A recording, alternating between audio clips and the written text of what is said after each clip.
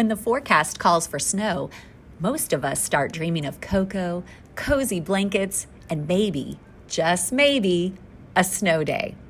But while Mason sleeps, a very special group of Comets bundles up and heads out. Our Snow Day VIPs, Mason City Schools maintenance crew.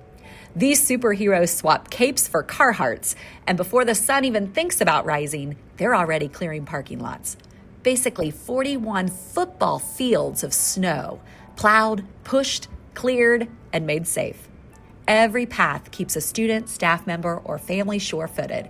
And let's not forget our hardworking custodians, out there salting and shoveling sidewalks so no one slips, slides, or penguin walks their way into school.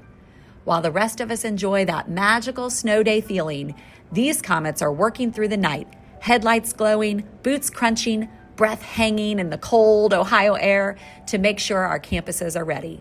So today, and every cold, snowy day, we say thank you.